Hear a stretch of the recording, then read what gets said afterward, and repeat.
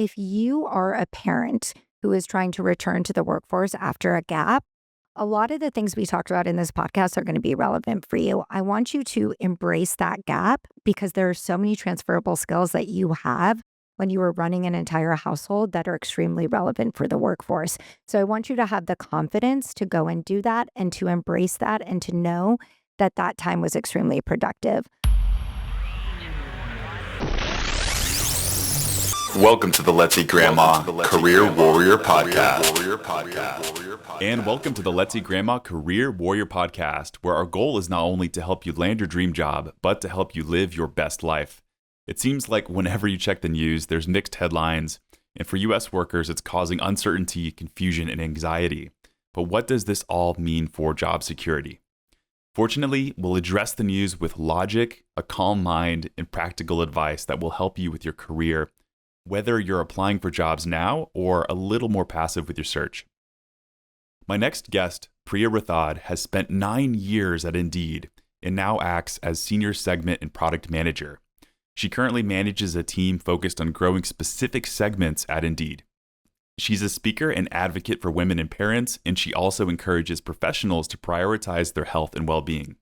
She's been featured in Yahoo Finance TV, NBC News, and other sources as a trusted career expert.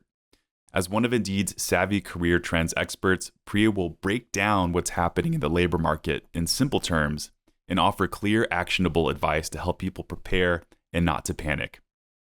Without further ado, this is the 363rd episode of the Career Warrior Podcast. Priya, welcome to the show. Thank you for having me, Chris. 3 is my favorite number, so the fact that this is the 363rd podcast makes me feel like this is going to go really well today for us. I feel the same thing. I'm glad we connected on that.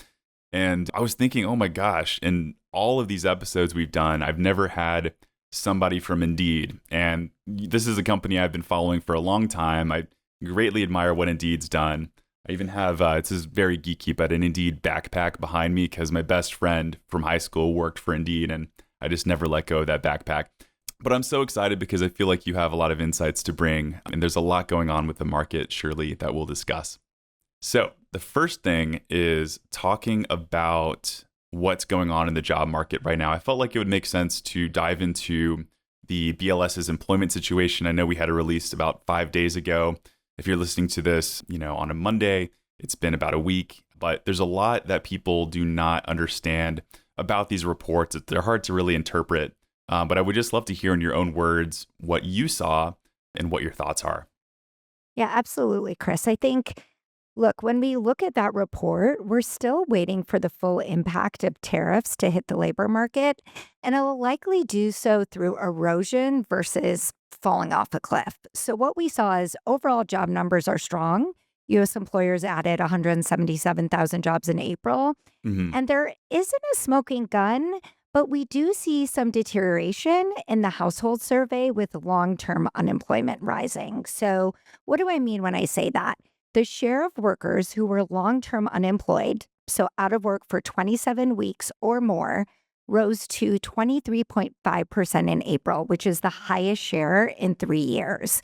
So the impact of kind of this rapid upheaval in government, the stock market changes, the tariff situation, it's generally not shown up in official data, but it will at some point, which is what we have to keep in mind. The other thing that I think it's hard for people to grasp is so if I'm applying for a job, what industries should I be looking for? And we saw, healthcare, that's a consistent grower as it has been, but there are some other industries that are definitely shaky. So, and I hate to even bring this up right away, but when you Google what's going on with the job market news, you see recession. That word comes up over and over again. Are we headed to recession? That Forbes article, what should we do in order to prepare for recession? But what are your thoughts on that dreaded word and just where we're headed right now? Yeah, the dreaded R word, right, Chris? Well, look, predicting a recession is more difficult than you would think, or maybe you do know that it's difficult to predict. There's so many factors at play right now, and no two recessions are the same. But most economists agree, including the ones that we have in-house at Indeed, that recession risks are higher right now. We have economic uncertainty and we have the expected impact of new tariffs. So uncertainty alone without things like tariffs can make people hesitant to change jobs. Yeah. But if tariffs drive up prices, that can reduce consumer demand, which in turn affects the labor market. But you kind of touched on this yourself, Chris. It's important to note that your outlook is going to vary by the industry you're in. So, in person industries like healthcare, childcare, dentistry, those have remained strong and will likely continue to remain strong because, regardless of what's going on in the economy, demand for those Yes. sectors isn't going to decrease. But industries like retail, tech, banking, those have all slowed. Indeed, data shows that software development jobs are down 33% from pre pandemic levels. So, again, Wow. it's less about a broad based recession narrative and more about Right. what's going on in your industry and planning accordingly. And I know we're going to talk a little bit more about this, but you're going to have to plan based on where you're working today. So why are those software positions so shaky? Is it because of, and again, another dreaded word, but the AI, all the stuff that's going on with the technology changes, but why are we seeing such changes in the technology sector? Yeah, I think that a lot of technologies companies went through a period in which they hired, right? And now they're realizing that maybe they didn't need as many people as they needed before. And so we're seeing a lot of right sizing going on in companies. I also want to address what you talked about with AI. What we're learning through Indeed is that AI isn't going to replace your jobs, but people who know how to use AI will. So, as we continue to talk about what to do during these uncertain times, and upskilling becomes a major part of that, learning AI, both inside and outside your industry, is going to be key to staying relevant in the workforce today. That makes so much sense. I try to learn something every single day with AI myself, even though I do not have an AI job whatsoever. But I think it's so fascinating, and there's so many changes to how we are going to be working and communicating together. I even have a little skepticism whenever I get an email. I'm like, is this an AI email? I'm not sure if it is or not. Mhm. But I think that it's incredibly important to stay up to date with what's going on in the news, like listen to podcasts like this and keep up to date. So, what other insights are coming from Indeed's research, if you have anything else to share? Well, I want to dive deeper into Indeed's AI research because I know that's something that your listeners likely want to hear more about. So, what's really great, I just want to back up and kind of toot our own horn for a minute because I've been at Indeed for a long time for many, many reasons. But what's really great about being at Indeed is that while we have government data, which is extremely helpful, there's a lag with government data.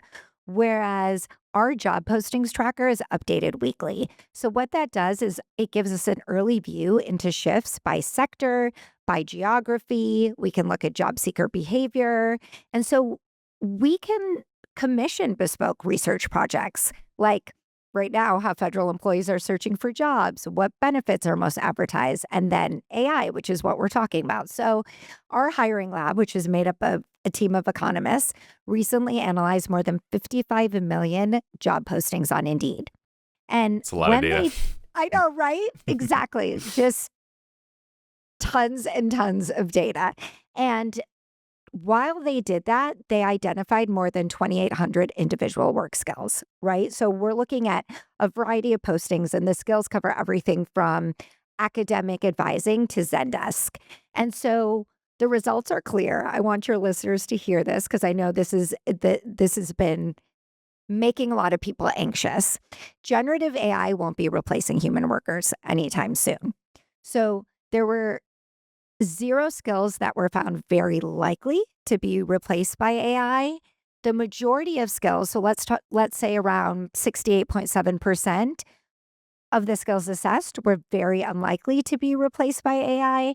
And then roughly a quarter, a little over a quarter, so 28.5% of skills may possibly be replaced by generative AI as Okay. the tools improve. So again, this is the kind of data we're pulling, but also again, we have to note that it's not going to replace workers, but you need to know how to use it. Couldn't one make an argument? I understand that somebody couldn't be replaced by AI, but I think people do fear that it's causing shifts and changes that people aren't used to. For example, maybe you can't replace an entire job, but you can make it more efficient. Therefore, two people can become one person and things like that. So are there those kind of worries that people should watch out for or be considering when it comes to downsizing or things like that? Well, I think you made a good point there, Chris, is that it can make someone more efficient, right? And in the economy that we're living in right now and all the uncertainty, you want to show as a worker that you're as flexible and efficient as possible. So Yeah. instead of maybe AI replacing your job, AI is going to allow you to be a more efficient worker, which may allow you to cover Yes. more work and then makes you more valuable to your company. So, again, it all comes back to that being able to be agile and resilient and flexible and learning these skills so that you can do your job even better. Love it. And I'll be delving into some of the more advice related questions here. But please, if you have more insights like that, But sprinkle yeah, those. Like, I want to hear more. So absolutely. Absolutely. that's awesome. So, okay, folks who are employed right now and want to stay ready right now in the uncertain job market, because I want to delve into folks who, okay, I don't have a job right now. I need a job so badly and I'm worried about what's going on. But first, let's talk about folks who maybe their job search isn't so urgent, it's not so active, and folks who are just looking to keep their career going strong. What advice would you have for those types of professionals in this uncertain market? A lot of the things we talked about, I think, are extremely relevant for employed workers, right? So, one of the things is you're going to want to show at your company, no matter what role you're in, Chris, that you can identify ways to save money and ways to make money. So I think no matter what role you're in, you maybe there's a vendor that you all are using that you can get for a more reasonable price. I think you're going to want to show your value in this type of environment. So again, how can you save your company money? How can you make your company money? These are things that are really important right now. Upskilling, upskilling, upskilling. We Yeah. talked about it earlier, but figure out how you can be an even more efficient and productive employee. And that includes upskilling. And so there's a lot of companies like at Indeed, we have access to, and I know I'm going to say this wrong, Udemy. And Yes. so Yeah. through Udemy, there's thousands of courses that you can take to make yourself more skilled in certain areas. So when you're in a company and you have access, upskill. There's no reason for you not to. This is the time to do it. And then you've got to continue to network. Networking is important in any type of economy, but right now it's even more important. And when I say networking, I mean internal networking and external networking. So don't just make sure your boss knows what you're doing. Make sure your team knows what you're doing. Hmm. Leadership knows what you're doing. The wins that you're having, I think we're less likely to want to promote them. Now's the time to promote them. Yes. What are you doing that's great for your company? Promote that. And then Yes. external networking, right? On outside your organization, if you're part of different organizations that relate to your sector, relate to your role, those are the people that are going to talk to you about opportunities that you didn't know about. They're going to mention your name in rooms that you're not in. They're going to mentor you and help you. And so, again, staying connected with people is going to be key, Yes. Chris. So I know you're also on LinkedIn. Do you have any LinkedIn advice or tips for folks? I do think it's a great tool for folks who are looking to network, either with the people they already know or Yeah. meet new people. Yeah. And I think, look, LinkedIn isn't just about sharing successes. I think it's about showing that you can be a source of information. You know, Thank you W- for that. There's too many of I those. know, But right? yeah, yes, It, I think some people want to turn it into that, but only that, right? yes, only that, which can be exhausting, right, Yeah. Chris, to keep looking at. I think you want to show that you have a unique take on, you're not just going to share an article or share information. What's your take on that, right? Like, how can you look at it differently? What is it that, if you've taken a course to upskill, let's not just share that we took that course. Let's talk about how we're using that course in our current role. So I think being a source of information is key. And I think also not making it just about what you're posting, but contributing to other people's posts, using it to join other organizations that may be interesting, Yeah. going to their virtual events. These are all things that are going to make you more relevant in today's job seeker Yes. world.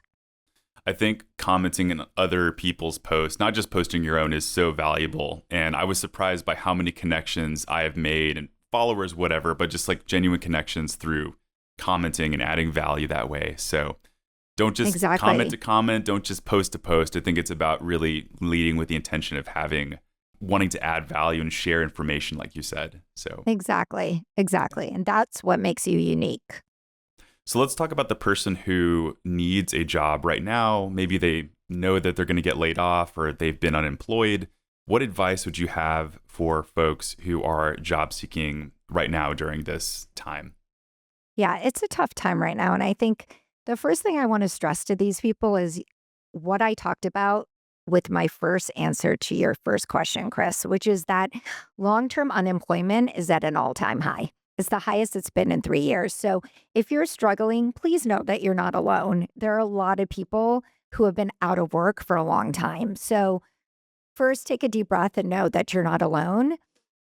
Then I think it's a combination of using AI and real in person tools, right? So I think there's Yeah. so many AI tools right now that can help you enhance your resume, help you match it to what's on a job description right now.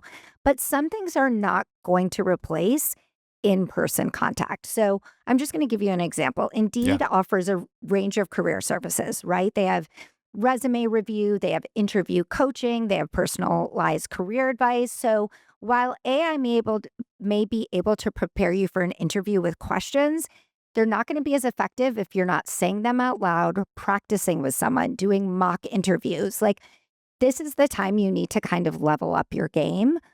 We also have the Indeed Career Guide, which is going to show you all types of data on how you can write an application letter, side hustles, making money from home. So Yeah. that's really important. And then you've got to stay flexible right now, Chris. I know that everyone wants their kind of full time dream job, but in the case that that's not happening, consider, project work or contract work or something that's going to just get you back in the game right now. Because you you just need to get your foot in the door somewhere to start feeling productive again and getting the right experience. I'm thinking about my wife right now who she had her own job search, half a year ago. We Mhm. made the decision that, she wanted to go back to work. And so, hey, let's get you back in the market right now. And it was a different time. She was noting this isn't what it used to be, several years ago. Yep. And it really, I wouldn't say it was a major struggle, but it was harder. It really was a lot harder and we felt it. And we were surprised, I never saw her she never imagined working within the healthcare industry. She's been in sales for a long time, but that's eventually the job that she ended up getting was a, larger healthcare corporation. And she's happy now, but there were a lot of things that she had to learn, I think the hard way. And Celeste, if you're listening to this right now, I hope you don't mind me kind of sharing this. I know we've talked about it. There's so many resources out there for professionals who need that position right now. And I would encourage people also to just be open to what's going on in the job market. Say you're truly passionate about your position and what you're doing right now, but maybe now might be the time to pivot to a different type of company or even industry altogether. So I would encourage people, as I'm sure you would do the Absolutely. same, to look at the data and see what's out there. And Chris, you just keep coming with the best examples and setting me up to give more tips. So thank you. And congratulations, Celeste, because I know it's not easy to go through that.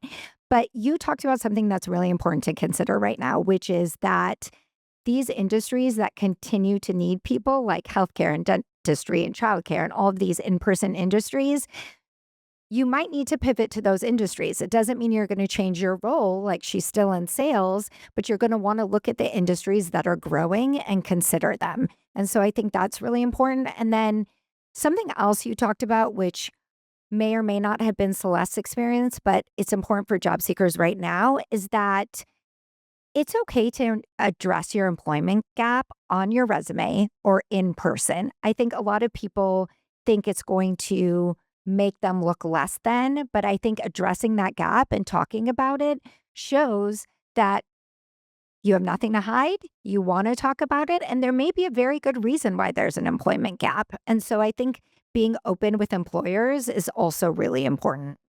And it's nothing to be ashamed of or worried about if you do have like a resume or an employment gap. I think a lot of people get anxious about it, like how is it going to be perceived, and it might slow them down. But it's something to address, but nothing to fret or worry about over and over again. Exactly. Exactly. And I think a lot of people, for various reasons, coming right from, if we talk about the pandemic till now, there's a lot of people who have employment gaps. And so you're not alone, and just address it and move on. So in a second, I want to ask you about your advice on taking care of yourself. I know you're an advocate for self-care and well, I think that gets me excited. But on the folks who are struggling front, I've been receiving a lot of resume review requests for folks who may have been, part of the federal firings, or they might have been laid off. And it's a tough time right now. Do you have advice for folks who are, say, coming from federal government and wanting to make a transition, either, let's say, to like the private sector or maybe like a nonprofit position that is not government related? Right. No, that's a really good question. I think it's really important to do a couple of things. And so I feel like I'm repeating myself, but I want your your job seekers, yes, your job seekers and your listeners to know that this is relevant. I think trying to find certain certifications that you can do that are relevant to that industry before you apply can be invaluable, right? So you're Hmm. showing like, hey, I want to enter this industry and I've taken the time to find out what I need to do to bridge that gap, right? And then the other thing is there are so many transferable skills when you're coming from, say, a government job to a nonprofit job. There's a lot of skills that you've used in your previous role. It's really important to highlight those in your Yes. resume front and center, Yes. right? Like tailor your resume to each role. I know it can be frustrating and annoying and time consuming, but I promise you it will pay off if you tailor it to Hmm. that specific role. So your resume should not be the same resume for every job you're applying to. And again, Agreed. things like AI, things like career services, they're going to help you do that. But make sure that every cover letter, every resume is tailored to the company and the role. I love that. And I mean, so if you're applying, say to a for-profit position, it's like speak their language. You might have to remove some of Exactly. that federal jargon. You probably will have Hmm. to, but it's so important to speak to the language. And I think it's so important hearing that from you, who has been at Indeed Yes. for 9 years. Yes. I mean, I've had to do that internally, Chris. I've been in 3 different orgs within Indeed, and I've had to do that every time I've applied to a new job at Indeed, and I work at the company. Awesome. Awesome. So you were an advocate for self-care, for folks to really make sure that they take care of themselves. Because I think really being a job seeker or someone who is looking to level up their career, it's a stressful time. It can be financially stressful. It's the Hmm. uncertainty that creates anxiety. It's taxing because it adds time to your schedule. But what tips and strategies do you have for folks to make sure they're taking care of themselves? Yeah, I love this question because it is a lifelong journey for me. As you know, Chris, every time you go through a different phase of life, there are different things that come up for you. So, first and foremost, I think job searching can be extremely stressful. If you look at the some of the most stressful things in your life, job search is one of them. So, one of the things I want your listeners to do is to get outside or create some kind of movement in their body every day. I think if it's just a 5-minute walk, if you're getting outside, if you're taking an exercise class, if you're moving your body, you're going to feel better. Carve out some time for that because I think when you're in job search mode, you're just like, all I need to do right now is look for a job. So I want your listeners to get outside. I also want them to, I find that when I have been in between jobs, structure can be extremely valuable for me. And it is a way of taking care of yourself. If it means in the morning you go out for a walk, Then you spend 2 hours on the job search. Then you do something else. Then you come back to the job search. I think, studies show that taking certain breaks and creating structure in your day is going to help you be more productive. So, really do that and spend time with people that lift you up. I know this sounds a little cheesy, but those are the people when I'm feeling down and when I can't do it, they're the ones who tell me, no, you can do it. You can keep going. And so I want your listeners to know that just because you don't have a job right now doesn't mean that you're not allowed to spend time with people you love, do things that bring you joy. Those are the things that are going to make you more productive in your job search. I cannot emphasize for me how important that's been. And I've been through times even in developing my business to where I don't know if I can do this. This is the hardest thing I've ever done professionally. And I'm really failing right now at this. But hearing from other people who've gone through it before has helped me a ton. Even being able to vent to close family members or friends. And I'm not a share my feelings type. So I'm probably preaching to that same person here listening right now. But it has been so helpful. And it's been a game changer in that it's allowed me to get over whatever hump or struggle or, spinning hamster wheel that I've been a part of and just move forward and then see the results eventually. But I think it's so important to do what you've said. And that may be the one tip that someone needs to hear from this episode. So I appreciate I hope that. so. Yeah. And Chris, you mentioned something that I think is important is that it's going to come from when we talked about networking earlier, it's going to come from people like close family and friends, but it's also going to come from people who are going through the exact same thing you're going through. Like to Yeah. your point, when you're a founder, when you're starting something new, like someone else who's in that place can help you more than you would ever know. And I know Indeed, I remember Indeed it was a famous forum or something because I was on that forum like a long time ago, way back in the day. But do you have resources for folks to engage in some sort of community or just to connect? Yeah, I think that's a good question, Chris. I know that we are taping this, so I'm trying to figure out. This is probably the one question that I may need to look something up on. I mean, the way that there are a couple of things in which job seekers can find out what's going on within a company, right? So we Yeah. have company pages that show reviews and that have questions and answers.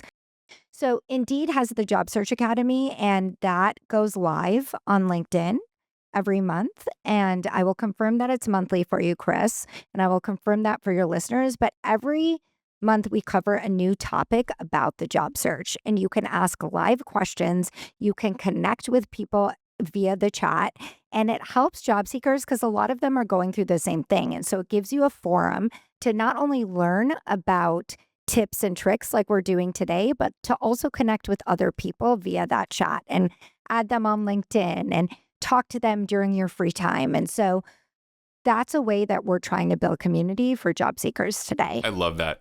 I've never heard of that before. And if you find a link or I'll find the link, I'll drop Yes, that no, in I'll the send that description to for you. listeners. That's really helpful. Priya, you've advocated and fought for women and parents in the workforce. I know it's something that you're very passionate about. So I would love to hear any words of advice you have for folks who are women or maybe they're moms out there who are in the job search, but what strategies and words of advice do you have? Oh, this is one of my favorite topics, Chris. So thank you for asking me about this. I want to talk about this in a couple of ways. I think if you are a parent who is trying to return to the workforce after a gap, a lot of the things we talked about in this podcast are going to be relevant for you. I want you to embrace that gap because there are so many transferable skills that you have when you were running an entire household that are extremely relevant for the workforce. So I want you to have the confidence to go and do that and to embrace that and to know that that time was extremely productive. While you're in the workforce, I want you to advocate for Mhm. the things that you need to be successful in your role. A lot of that includes hybrid work, remote work. And if you don't have access to that, maybe asking for some of that, because I think that's extremely relevant. I think when you're looking at companies, taking advantage of the benefits that help you become and be a better parent when you're in the workforce. So, for example, at Indeed, we have access to Maven, which is an incredible resource, which is video calls with doctors or professionals that can help you and your families. I think that's really important. And I think continuing to normalize being a parent is going to be Yeah. extremely important. So, I'm going to give you an example of something that I do. My calendar is public. And when I have certain things that I need to do for my children, because we all know the school day ends at 3:30 and the workday does not end there. And so we're constantly trying to juggle everything. I will put things publicly on my calendar. School pickup, Asher's end of year school party, right? As long as it's not every day and taking up every minute of my time. But I think it's important to normalize that we are parents and we are also Yes. workers. And this is on your So, calendar, yeah, like your work calendar? yeah, my work calendar. And so look, I think no one gets anything done faster than a parent who knows that they have other responsibilities. Mhm. So my work product is still there. My work product is still of the highest level, but I don't want to hide that I'm also a parent. And I think that being public information and us normalizing it is Yeah. really important for parents coming up through the workforce. I mean, folks who've listened know that I am expecting my own child here in a couple of months. So I'm Congratulations. really excited about that.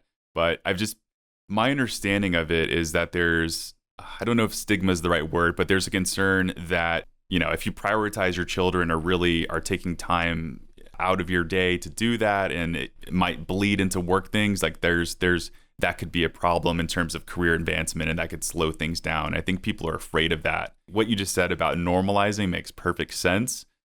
I know that this is like one of the things that I'm most excited about ever. And I know I'm going to take darn good care of my son Yes, to be here. And I want to make sure that I am also supporting him by being the best professional I can be to support the family. So I think it works exactly. together. I think folks are afraid it's like kind of they're fighting each other. That makes sense. Yes. No, it does. And I think one of the best things that came out of COVID was normalizing that parents are juggling so much both at work and at home, and we had to do both during the pandemic, and that was on full display. And so I think that normalizing it is going to be key. And if we want to continue to keep parents in the workforce, this is something as a society we're going to have to get on board with. Well, Priya, you've been a fantastic guest. I have to ask if you have any final words of advice for job seekers, and especially making a call out to those who might be struggling right now.